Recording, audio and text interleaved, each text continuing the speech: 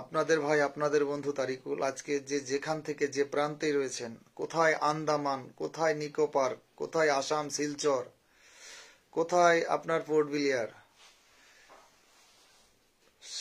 কোথায় আপনার মধ্যপ্রদেশ, উত্তরপ্রদেশ, কর্ণাটক, দিল্লি, উড়িষ্যা, ঝাড়খণ্ড, বিহার, বাঙাল তো রয়েছেই।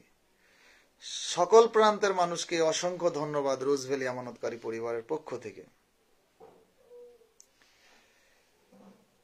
রোজ ভ্যালি চলতি সময় আপনারা ম্যাঙ্গোলেন অফিসে যে রিজিওনাল অফিস ছিল, ওই অফিসটাতে আপনারা চলতি যখন অবস্থায় ছিল, ওই রিজিওনালের আন্ডারে যারা কাজ করেছেন অবশ্যই আপনারা গেছেন। এইরকম ব্যক্তি কি কেউ আজ লাইভে আছেন যে হ্যাঁ আপনারা গেছেন? কারণ আমি পুরো বায়োডাটাটা, আমি ঠিকানাটা দেব, আপনাদের সঙ্গে যদি মেলে তাহলে এস বলবেন। তাছাড়া দুজন তো আমার সাথে গিয়েছিলেন বেলঘড়িয়া, বেলেঘাটা থেকে, আমাদের বরুণদা আর একজন দাদা। আপনারা লাইভে দেখেছেন যে আমরা বেরিয়ে এসে কিন্তু লাইভটা করেছিলাম। যেহেতু কোর্টের গাইডলাইনের মধ্যে রয়েছে, আমরা সেখানে ভিডিও করতে পারি না। আচ্ছা, যাই হোক, কমেন্ট অনেকেই হয়তো করেছেন, আমি আর কথা বাড়াচ্ছি না। এই মুহূর্তে 75 জন দাদা ভাই বন্ধু সকলে মিলিয়ে দিদিরা লাইভে এসেছেন, অসংখ্য ধন্যবাদ। আপনাদের কাছে জোরহাত করে একটু সময় নিচ্ছি যে আমি কমেন্টের একটা আশা রেখেছিলাম যে আপনারা করবেন। ইতিমধ্যে আপনারা সকলেই জেনে গেছেন যে এত টানাপোড়েনের পরেও কলকাতা হাইকোর্ট থেকে একটা নির্দিষ্ট, কলকাতা হাইকোর্ট থেকে 2016 সালের যে কমিটি গঠন করা রয়েছে, সেই কমিটিকে একটা নির্দিষ্ট জায়গা মানে উল্লেখিত করে দিয়েছেন, যেখানে সারা ভারতবর্ষের প্রত্যেকটা আমানতকারীর ক্লেম এই কমিটির দ্বারা জমা নেবে। এটা আপনারা পরিষ্কারভাবে সবাই বুঝে গেছেন। কিন্তু আমরা প্রতি মুহূর্তে আপনাদের সঙ্গে আপডেট দিতাম যে সেই কমিটি কবে কাজ করবে, কি করণীয়, আদৌ কি করছে, আদৌ হবে কিনা, আবার 24-এ ভোট, নানান রকম প্রশ্ন যেমন আপনাদের মনের মধ্যে গাচ্ছে, ঠিক তেমনি আমাদের মধ্যেও কিন্তু সেই মানে ডানাটা বাঁধছে। তবে আপনাদেরকে বলবো আমি যে এত মানে চিন্তিত হওয়ার কিছু নেই। তার কারণ যে এতদিন যাবত যে একটা টানাপোড়েন চলল, গোটা 3টে বছর থেকে আমাদের পশ্চিমবাংলা রাজ্য সরকার এই কমিটির খরচ বহন করলেন না, এবং যদিও একটা আপনার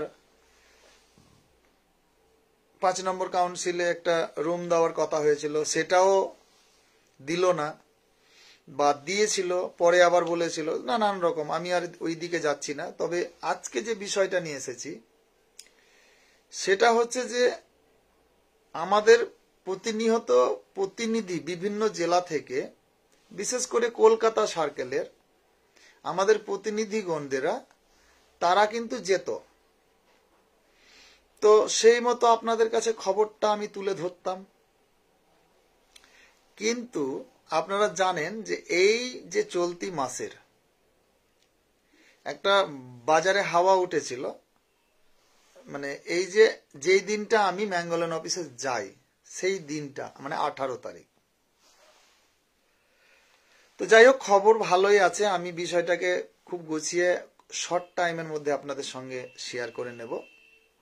যদিও যতগুলা এই মুহূর্তে লাইভে আপনারা আমার দাদা ভাই বন্ধুরা রয়েছেন, আপনাদের কাছে বলবো একটু 2 মিনিট সময় দেন, আমি বিষয়টা পুরো ক্লিয়ার করে বলবো। কারণ প্রথমে আমি আজকে জানতে চেয়েছিলাম যে ম্যাঙ্গোলেনে যে ম্যাঙ্গোলেন যে আপনার রিজিওনাল অফিসটা, এটা 4তলা ফ্লোর, ওটা গৌতম কুণ্ডু রোজ ভ্যালিরই পুরো 4তলা ফ্লোরটা পুরোটাই।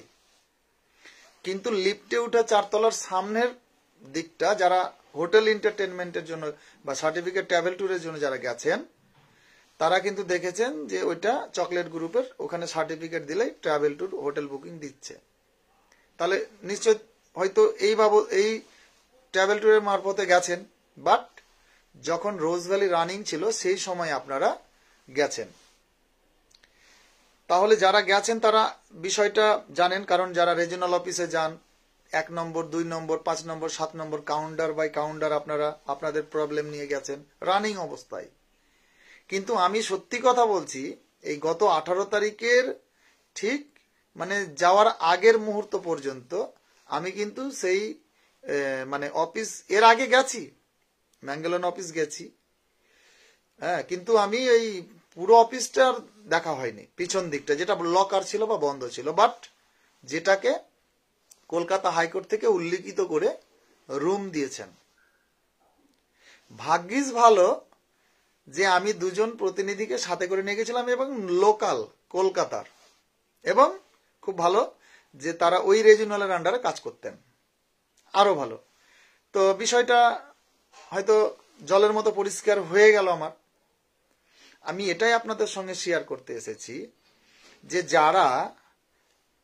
যারা এই যে মানে এই কমিটি কাজ করবে কিনা, এইসব ভাঁওতাবাজি, এইসব করে হবে না, তুই যেখান থেকে পাবি টাকা দে, এই যে যারা বিভিন্ন রকম ভাবে একটা হুলুস তুলুস হেনস্থা চলছে, আমি সকল প্রান্তের মানুষের কাছে আবেদন করব যে যারা দূর দূরান্ত থেকে, সেটা আমি ওখান থেকে লাইভ চালাতে ওখান থেকেও পারতাম, কিন্তু সাংবিধানিক কিছু বিষয় রয়েছে, যেহেতু একটা কোর্টের তত্ত্বাবধানে কাজটা হচ্ছে, সেখান থেকে ভিডিও করা, অডিও করা, সোশ্যাল মিডিয়া করা, এত উড়ান করার কিছু মানে নেই। আমি এটুকু জানি যে বিশেষ করে রোজভ্যালি আমানতকারী পরিবার এবং আমাদের কথোপকথন বা খবর আপনারা 100-র মধ্যে 100% নাম্বার দিয়ে দেখেন বা বিশ্বাসটা করেন। ফলে বেরিয়ে এসে একটু আপনাদেরকে অক্সিজেন দিয়েছিলাম, আশ্বাস দিয়েছিলাম, কিন্তু এটাও বলেছিলাম যে পরবর্তীতে আমি বিষয়টা নিয়ে আপনাদের সঙ্গে কথা বলবো। ঠিক আমি আজকে একটু সময়টা বের করেছি, এসেছি, আপনারা স্বতঃস্ফূর্তভাবে একটু মনোযোগ দিয়ে আজকের গুরুত্বপূর্ণ লাইভটা আপনারা শুনছেন বা দেখছেন, এর জন্য আপনাদেরকে অসংখ্য ধন্যবাদ। তো চলুন কথা না বাড়িয়ে আমি সেই কথার বিষয়ে আসি। আমি আজকে ভেবেছিলাম যে সামথিং হয়তো 50 জন লোক আসলেই আমি হয়তো কথা বলবো, কিন্তু আলহামদুলিল্লাহ আল্লাহ ঈশ্বর ভগবান মাথার উপরে রয়েছেন, মানুষের আপনাদের স্নেহ ভালোবাসা দিয়ে এখন এই মুহূর্তে কিন্তু ডবল থেকে বেশি লোক সংখ্যা আপনারা দেখছেন। আপনাদের সকলের জন্য আমি প্রার্থনা হেদায়েত দোয়া করব যে আপনারা সকলে ভালো থাকুন। আর অনেকেই দেখছেন, অনেকেই দাদা ভাই আমার কমেন্ট করেছেন, আমি কমেন্টের উত্তর দেব। তো আমি চলে আসছি আসল বিষয়টাই।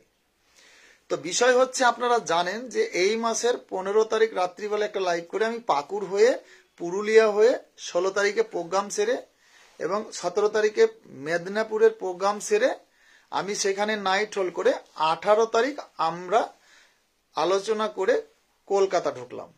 কি যে বিষয়টা আমাকে অনলি ফর মানে আমাকে ওপেনলি দেখতে হবে।